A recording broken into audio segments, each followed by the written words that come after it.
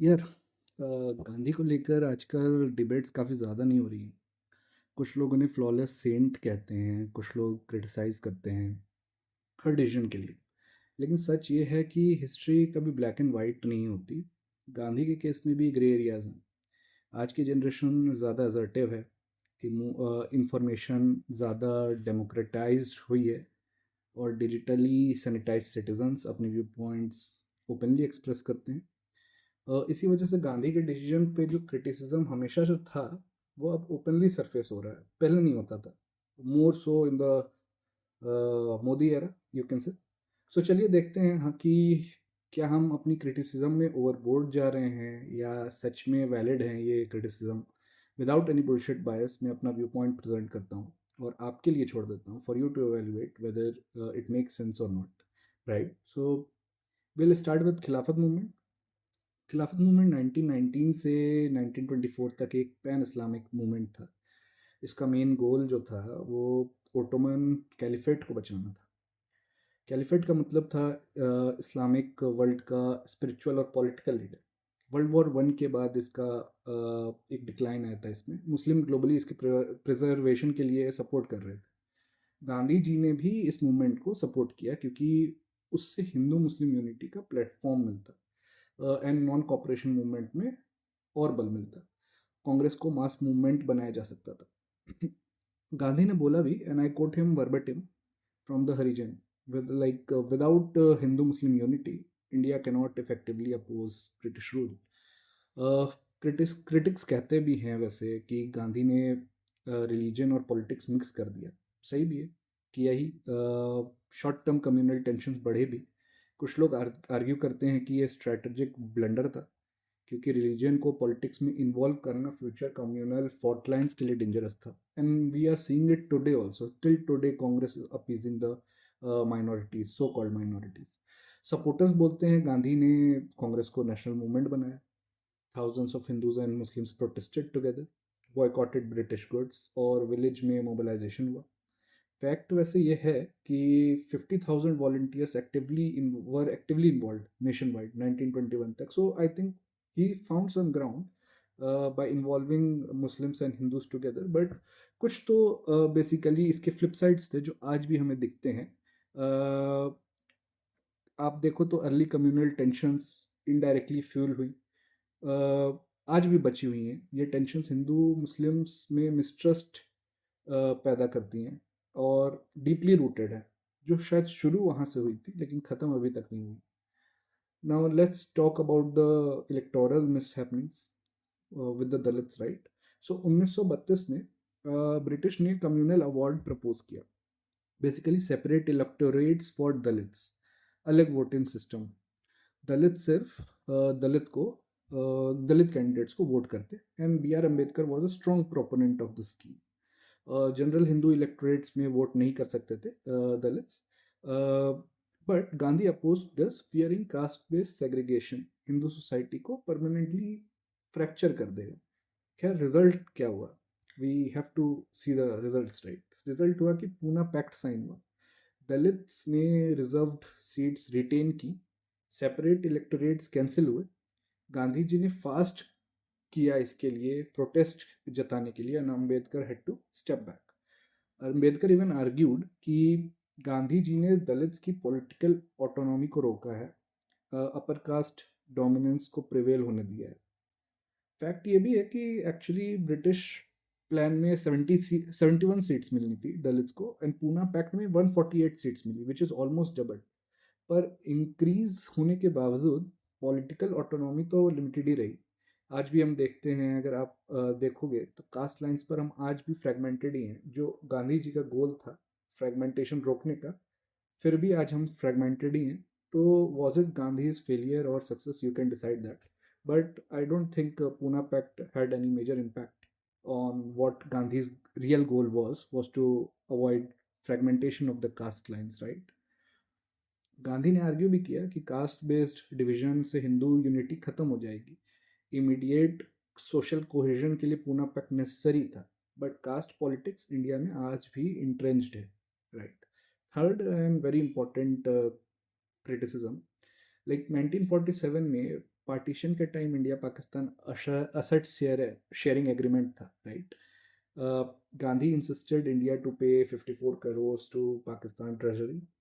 ये decision appeasement लगता है, स्पेशली जब पाकिस्तान फोर्सेस कश्मीर पे अटैक कर रहे थे। कुछ लोग आर्ग्यू करते हैं कि ये moral high ground decision security के पर्सपेक्टिव से हार्मफुल था। सही बात भी है। कोई हम पर हमला कर रहा है और हम उन्हें पैसे दिए जा रहे हैं और वो एम्पावर हो रहे हैं उस पैसे से for the war to continue. This sounds ridiculous, right? But Gandhi said that India must keep its word to maintain moral authority and global dignity. So whatever, we can obviously laugh about it today, but yeah, this was one of the major problems with Gandhi, that he always wanted to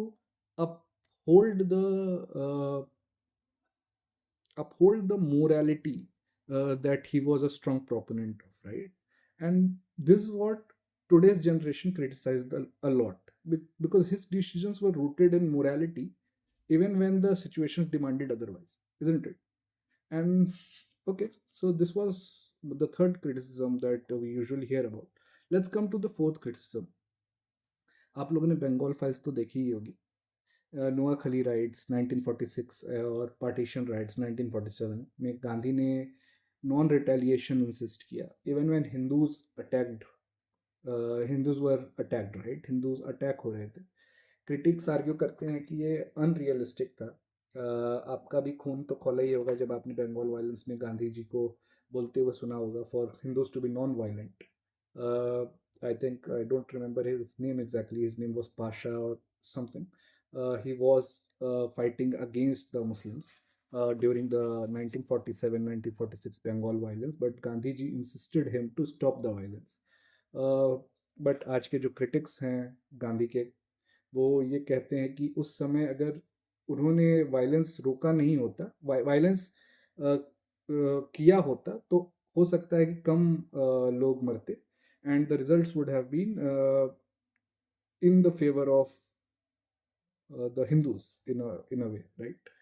सो तो गांधी जी का ये decision काफ़ी criticise है, वो भी तब जब critically analyse किया जा सकता है, वो भी तब जब हिंदूज एक्सट्रीमली वल्नरेबल थे। गांधी जी ने ग्राउंड लेवल सिक्योरिटी को कॉम्प्रोमाइज़ किया। गांधी जी ने पहले भी ऐसे फास्ट और अपनी प्रेजेंस से एस्केलेशंस रोकी थी in Gandhi's defence, but he was hoping that this would happen again. Temporary peace arrangements multiple villages में साइन भी हुए थे, but I think his assessment was wrong. Maybe I could be wrong, but maybe this time during the Bengal violence, his assessment was very wrong, right? Moral principle over immediate protection, isn't it knife for volatile times, right? So yeah, this was one of the major criticism. And last but not the least, the most controversial one, I think, उनके ब्रह्मचर्य वाले experiments, right? Gandhi ने 1906 में ब्रह्मचर्य का वाव लिया, मतलब celibacy and self reliance, self restrain. उनका मानना था कि अपनी डिज़ायर को कंट्रोल करना पर्सनल प्योरिफिकेशन और मोरल पावर के लिए ज़रूरी है। ये उनके पब्लिक लाइफ और एक्टिविज्म के लिए भी एसेंशियल था।